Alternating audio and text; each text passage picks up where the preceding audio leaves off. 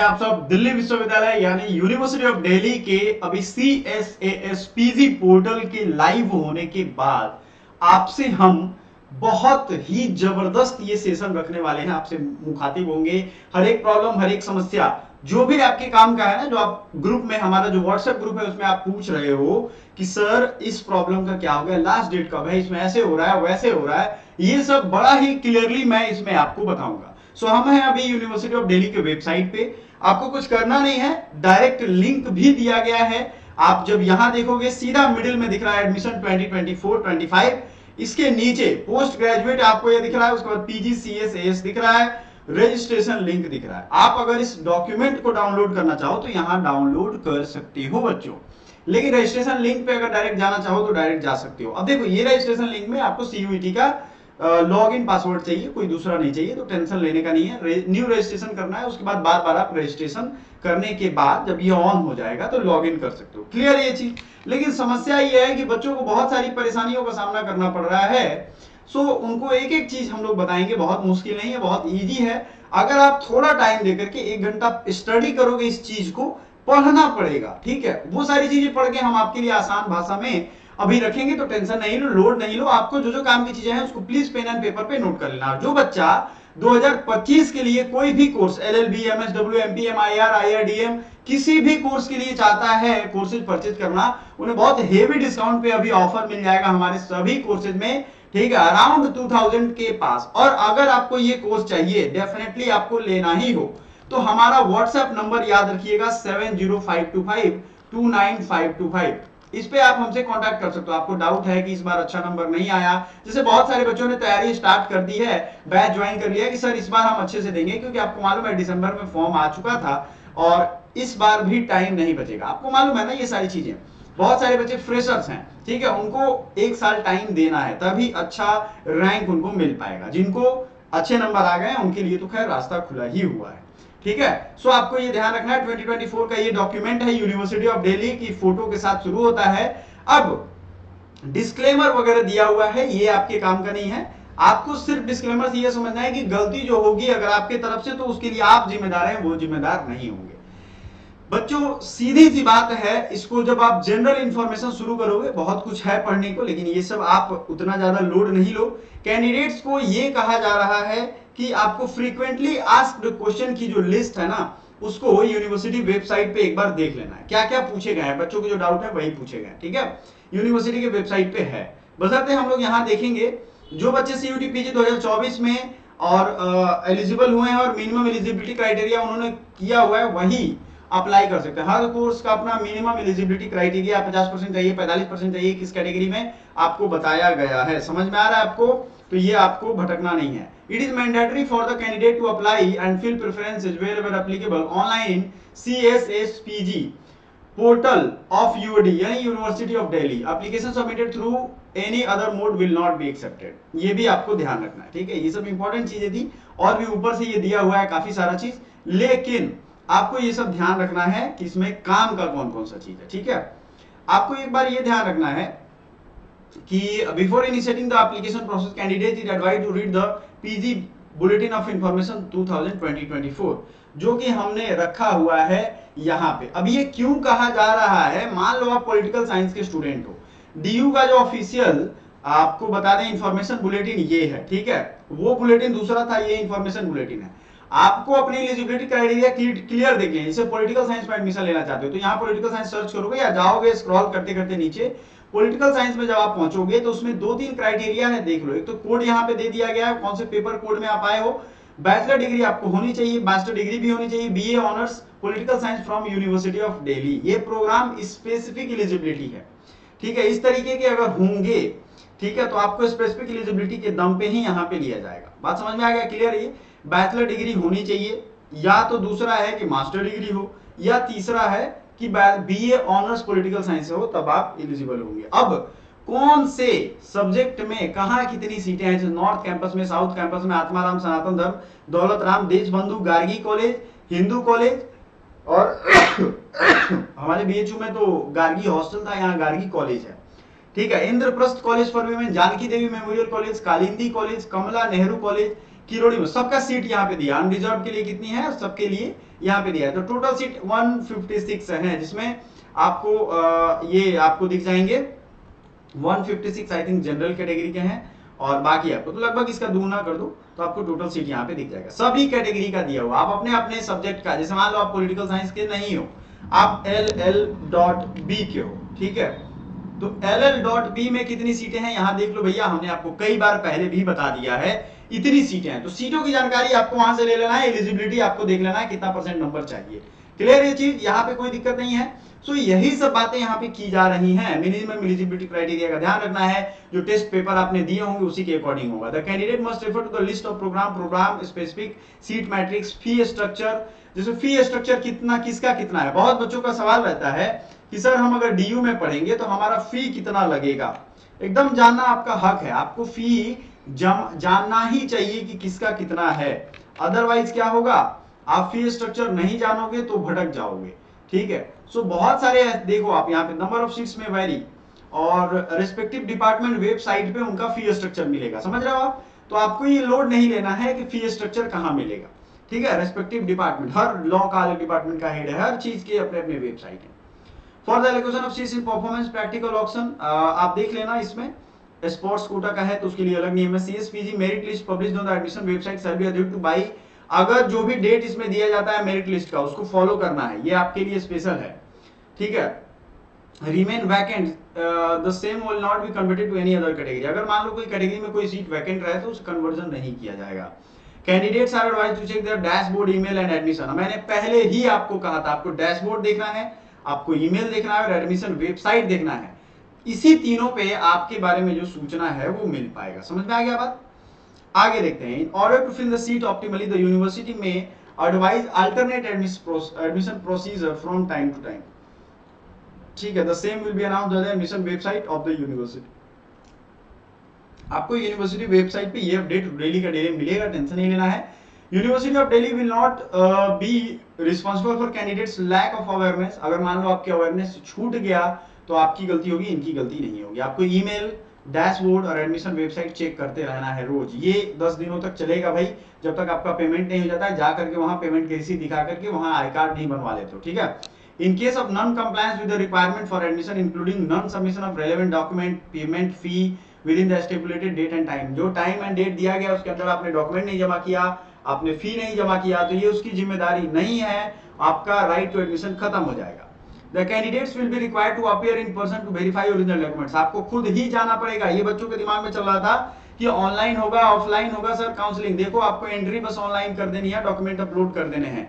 यहाँ पे आपको ये ध्यान रखना है कि आपको खुद जाना पड़ेगा, it is the sole responsibility. आप बच्चों को रिजर्वेशन अगर लेना हो किसी भी कैटेगरी में, candidate applying under SC ST OBC NCL EW CW PW orphan category will be required to upload certificate. अब यहाँ समझ लो, यहाँ आपको सर्टिफिकेट को अभी अप्लाइड करना होगा। बहुत बच्चे बहुत ज्यादा तेज बनते हैं, हमेशा मैंने देखा है, उनका सीधा अभी भी उसी चक्कर में पड़े हुए, तेजी से पड़े हुए हैं कि सर मेरा स्टेट का बना हुआ है सर्टिफिकेट, क्या चलेगा। भैया कितनी बार बोला है, सेंट्रल गवर्नमेंट का जॉब हो या सेंट्रल गवर्नमेंट का एग्जाम हो, आपको सेंट्रल गवर्नमेंट से ही बनवाना पड़ेगा, कॉम्पिटेंट अथॉरिटी लिखा है। इसका ये मतलब नहीं कि स्टेट से बनवा के ले जाओ, ग्राम पंचायत से लेके चले जाओगे, है ना, आपको नहीं, आपको ये ध्यान रखना है। If at any stage document submitted by candidate relating to admission are found to be fake non genuine, तो आप समझ रहे हो आपके खिलाफ कैंसिल तो होगा ही, आपको प्रॉब्लम भी फेस करना पड़ सकता है।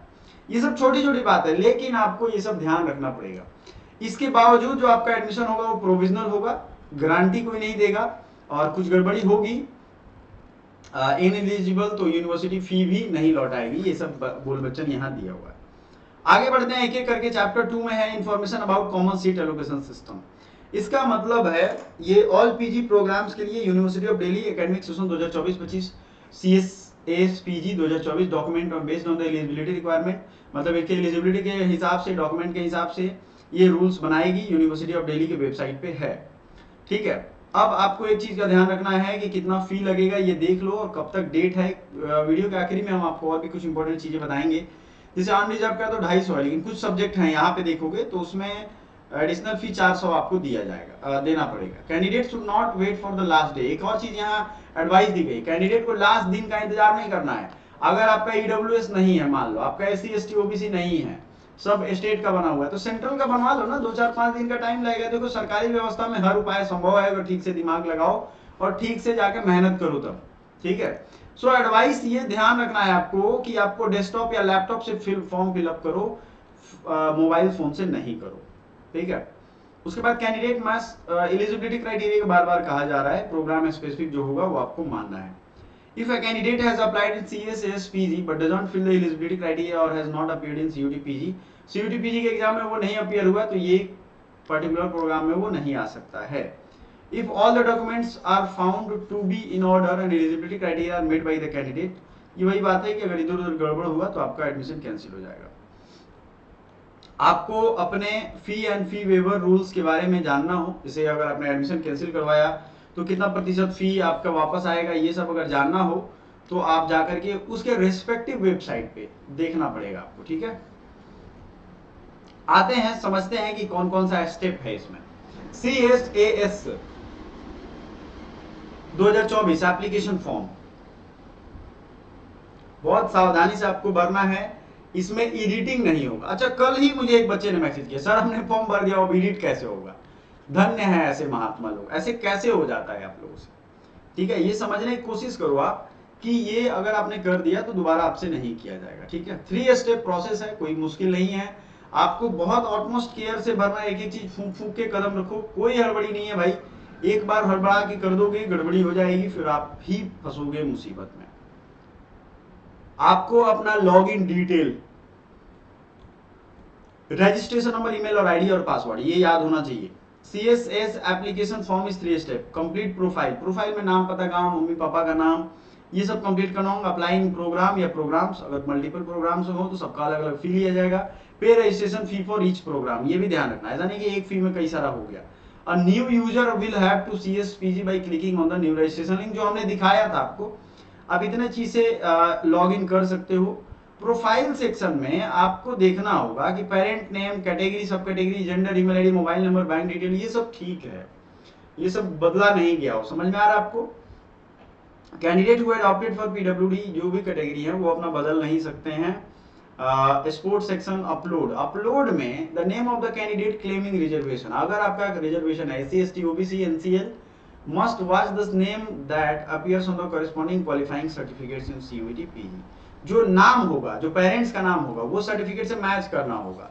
ये तो मैं कई बार बोल चुका हूं, ठीक है। और जो सर्टिफिकेट आप अपलोड करेंगे वो विजिबल होना चाहिए, रीडेबल होना चाहिए। समझ में आ गया। नो अंडरटेकिंग, अगर आपका सर्टिफिकेट वाला कुछ गड़बड़ी होगा तो उसका अंडरटेकिंग नहीं लिया जाएगा। ये वीडियो में मैं वही चीजें बताऊंगा जो आपको ध्यान रखना है। बहुत बच्चे तो भरना भी स्टार्ट कर दिए, उनकी गड़बड़ी भी हो रही है, ठीक है। The same will be required, यही चीज आपको फिजिकल वेरिफिकेशन में भी लाना है। फिर आखिरी में क्या होगा, प्रीव्यू होगा। आपको सब एक बार देख लेना है कि सही भरा है, सही चीज अपलोड किया है। नो चेंज एडिट मॉडिफिकेशन होगा, ये याद रखना। एक बार आपने कर दिया तो आप एडिट नहीं कर सकते हो, ठीक है। सबमिट एंड लॉक, अगर सबमिट एंड लॉक कर दिया तो फाइनल हो गया, काम समझो हो गया, ठीक है। अब दूसरा क्या होगा, programme selection and preference filling. देखो प्रोग्राम बहुत सारे, जैसे पॉलिटिकल साइंस, सोशियोलॉजी, माइथोलॉजी, बहुत सारी चीजें होंगी, ठीक है। तो आपको अपना जिस भी एग्जाम में आप अपीयर होगे उसमें तो प्रोग्राम सेलेक्ट करना होगा। Candidate must take utmost care, आपको करना होगा। कंफर्मेशन ऑफ एलिजिबिलिटी, आप एलिजिबिलिटी पे बार बार कह रहा है, ध्यान देकर ही करोगे। कैंडिडेट्स आर एडवाइज्ड ऑटमोस्ट केयर, ठीक है। Do not be in heist ordering preference, आपको ऑर्डर करने में जल्दीबाजी नहीं करना है। Be patient and read the eligibility criteria, ये नहीं कि उसमें एलिजिबल है नहीं, इधर का उधर ऑर्डर कर दिया, गड़बड़। प्रोवाइडिंग प्रेफरेंस में against the programmes candidates has selected, he must select the department या कॉलेज या प्रेफरेंसेज इंक्लूडिंग NWD एप्लीकेबल। आपको एक चीज का ध्यान रखना है कि आपका जो सीट होगा, मतलब जो एलोकेशन रूल होगा, एलोकेशन रूल चैप्टर 5 में है, वो मैं आपको दिखा दूंगा। The candidate must take utmost care, आपको प्रेफरेंस देने में करना है। रीऑर्डर भी आप कर सकते हो before the submitting the fee, मतलब फी सबमिट करने से पहले प्रायोरिटी में कौन सा कॉलेज रहता है ये आपको देखना पड़ेगा। जैसे मैंने आपको बताया ना, कौन सी सीट में, पॉलिटिकल साइंस में पहला नॉर्थ कैंपस में जाते हो, साउथ कैंपस में, आपको देना पड़ेगा। अब आप सोचोगे ये कैसे होगा, तो आपको अपने रैंक के हिसाब से करना पड़ेगा, ठीक है। एकेडमिक सेक्शन में आप दे दोगे। Final percentage marks for the students graduating from university 22-23 shall be calculated and grand CGPA multiple factor by 10, ये तो जानते हो। बीएचयू में कुछ अलग रूल है, जैसे गुणा 10 माइनस 4.5 करते हैं वहाँ, ठीक है, तो यहाँ का अलग अपना सिस्टम है। The candidate must cover the CGPA to an equivalent percentage as per CGPA conversion rules of the university. The candidate must select each term in which he has appeared. ये भी ध्यान रखना है आपको, सारे सेमेस्टर पास होकर के लाना है। तो पहले तो एग्जाम हो गया है, ठीक है, लेकिन आपको सब कुछ डॉक्यूमेंट के टाइम में होना चाहिए। अगला है confirming preferences for the selected programmes. The candidate must preview his or application carefully. He must check all detail. Upon satisfaction, he must proceed to make payment for respective programs.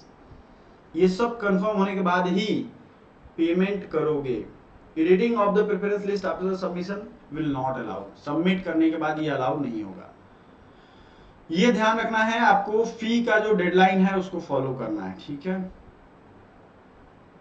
Programme specific upload and payment, ये भी दोनों ध्यान रखना है। Candidates whose results have not been declared on the announcement will have to submit undertaking of the minimum eligibility. मैंने आपको पहले भी कहा था, जिनका रिजल्ट नहीं आया है वो यहाँ 4.6 में देख ले भाई, वो क्या कर सकते हैं, वो अपना अंडरटेकिंग दे सकते हैं, ठीक है। 31 अक्टूबर 2024 तक जनरली यही रूल होता है, बीएचयू में भी 31 अक्टूबर ही होता है।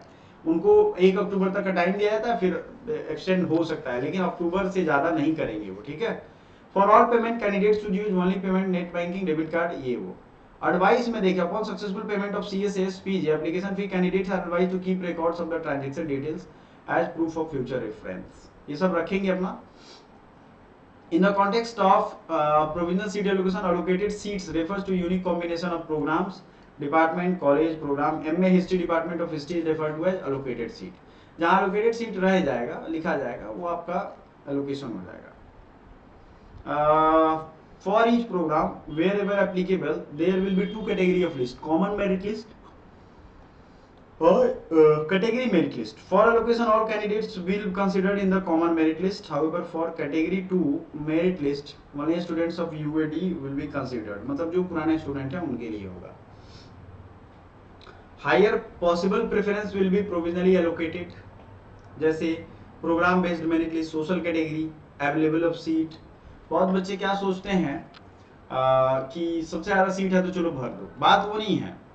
आपका मेरिट लिस्ट, ठीक है, मतलब ऐसे बनेगा कि आपको प्रोग्राम बेस्ड जिसका सबसे ज्यादा नंबर आया उसको पहले ध्यान में रखेंगे, फिर कैटेगरी का ध्यान रखेंगे, फिर सीट जितनी है वो ध्यान रखेंगे। बात समझ में आ रहा है? ये सब ध्यान रख के आपका बनाया जाएगा। The merit list for unreserved seats will compromise all candidates in order for merits. हाँ, अनरिजर्व कैटेगरी का जो सीट है वो कॉम्प्रोमाइज हो सकता है अगर मेरिट में बाकी कैटेगरी वाले ज्यादा हैं। No will be excluded for the same. In other words, the merit list for the unreserve will also include SC, ST, OBC candidates irrespective of category if they meet the criteria of the merit for unreserved category. वही चीजें हैं जो आपको मैंने कहा है। तो ये सब चीजें तो हैं। सीट एलोकेशन एंड एडमिशन में देखेंगे अगर हम, तो प्रोविजनल अलॉटेड एक्सेप्ट द, अगर आपको एक्सेप्ट करना होगा, एक्सेप्ट करने के बाद the provision for acceptance of particular will valid only for the round in which, मान लो आपको उसी राउंड में अलॉट किया गया काउंसलिंग के लिए, आपने आया नहीं, आप नहीं आए तो वो खत्म हो जाएगा। Online approval by the department and the centre, ये आखिरी में होता है। जो आपका ऑनलाइन अप्रूवल होगा वो आखिरी में होगा, और उसके ये मतलब उनके हाथ में है, राइट में है कि वो आखिर में अप्रूवल दे देंगे। हालांकि दे देंगे, सब कुछ सही होगा, एलिजिबिलिटी सही होगा, उनको जो जो चीजें देखनी है वो आराम से देख करके आपका वेरीफाई कर देते हैं। डिपार्टमेंट, सेंटर या कॉलेज जो भी होगा, आइदर अप्रूव और रिजेक्ट, प्रोविजनली आपको एलोकेट कर सकते हैं इन केस ऑफ अप्रूवल। जैसे ही आपको अप्रूवल मिलेगा, ठीक है, मान लो आपका सब कुछ ठीक हो गया, सीट भी है, तो आपको अप्रूवल मिल जाएगा, उनको एडमिशन फी जमा करना है, और रिजेक्शन हुआ तो आपको at the time of online verification if the application gets, department college will state the reason for rejection, वो रीजन आपको बता देंगे क्या गड़बड़ी है। Respond to query if any, मान लो अगर अप्रूवल में कोई क्वेरी हुआ तो उन्होंने कुछ ऐसा किया, तो वो डैशबोर्ड पे स्टिपुलेटेड टाइम में रिस्पॉन्स देंगे। Admission to the provisionally allocated seat after the department, center, college program, the candidate will have to pay the admission fee। ये क्लियर है, कोई मुश्किल नहीं है। Subsequent round of allocation, हाँ हो सकता है सीट बचे, कुछ और प्रॉब्लम हो, विड्रॉल्स हो, तो आपको मल्टीपल राउंड आ सकते हैं। जैसे कि BHU DU में दोनों हो गया तो BHU चला गया, तो यहाँ आपका सीट खाली हो जाएगा। अपग्रेड और फ्रीज, एक चीज यहाँ ध्यान रखना है, अपग्रेड मान लो 4 कोर्सेज में आपने फी पे करना है, आपको मन हुआ कि भाई इसमें छोड़ देते हैं तो आप दूसरे कोर्स में उसको अपग्रेड कर सकते हो जैसे उसमें मौका आएगा। आखिरी जो अपग्रेडन होगा, या अगर आपने फ्रीज कर दिया तो वो कोर्स वहीं लॉक हो जाएगा। समझ में आया, ये सभी यूनिवर्सिटी के लिए है, ठीक है। अपग्रेड का मतलब है, सीधा समझो कि मान लो हमें हिस्ट्री में भी मिला और पॉलिटिकल साइंस में भी मिल गया। एक एग्जांपल देते हैं, हमें हिस्ट्री का मन नहीं हुआ, पॉलिटिकल साइंस पढ़ने का मन हुआ, तो हम क्या करेंगे, पॉलिटिकल साइंस पे जाएंगे, हिस्ट्री से अपग्रेड कर लेंगे। लेकिन जब आपको अलॉट होगा और वहां फ्रीज कर देंगे तो सिर्फ पॉलिटिकल साइंस ही रहेगा, आप फ्रीज करने के बाद आपको ये मौका नहीं दिया जाएगा। यही चीज यहाँ पे लिया गया है, ठीक है। अब बात है कि जब भी अपग्रेड करोगे तो पुराना वाला सब्जेक्ट छोड़ के आप नए वाले पे चल जाओगे, ये सब ऑनलाइन होगा तो सीट वैकेंट हो जाएगा, पुराना आपका सीट वहां से चला जाएगा। Who opts out for upgrade option and gets upgraded in subsequent round of review will have to accept the upgraded seat। यही चीज समझा रहा हूं मैं कि अगर आपको अपग्रेड कर दिया गया है तो अपग्रेडेड सीट आपको देखना पड़ेगा। द फ्रीज वाला कॉन्सेप्ट, फ्रीज अगर कर दिया सबमिशन राउंड के बाद तो आपका एडमिशन उसी में लेना पड़ेगा।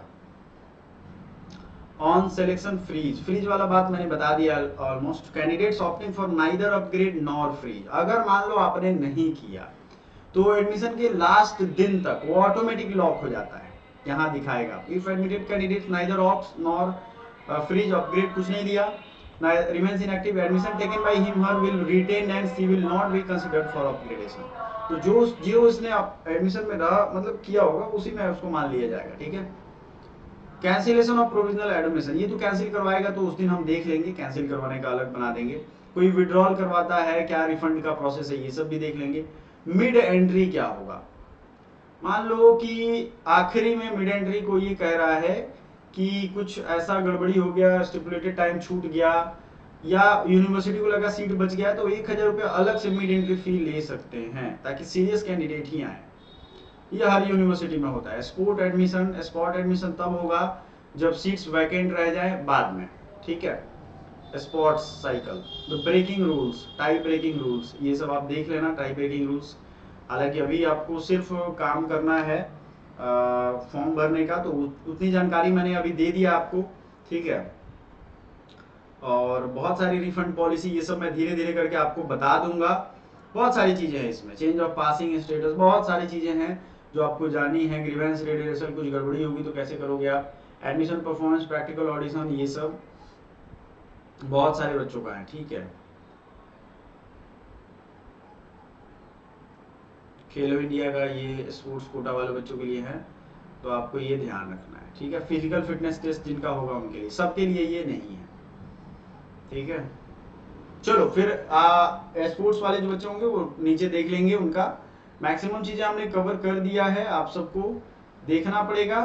और एक चीज और है, कुछ भी क्वेरी हो, कुछ भी आप पूछना चाहते हो, लास्ट में यहाँ सर्टिफिकेट भी अटैच करवाया गया है डिसेबिलिटी का, या हमें लग रहा है कि एजुकेशनल कंसेशन सर्टिफिकेट, उसके बाद सब चीज इकोनॉमिकल वीकर सेक्शन का यही सर्टिफिकेट है। यही मैं आप लोगों को बार बार समझाता हूँ, सेंट्रल गवर्नमेंट में एक ही सर्टिफिकेट होता है तो इसी पे बनवा लिया करो, ठीक है। इससे आपका काम आसान हो जाएगा, ठीक है। तो ये आप कर सकते हो। Thank you so much for watching, bye for now, मिलते हैं अगले वीडियो में।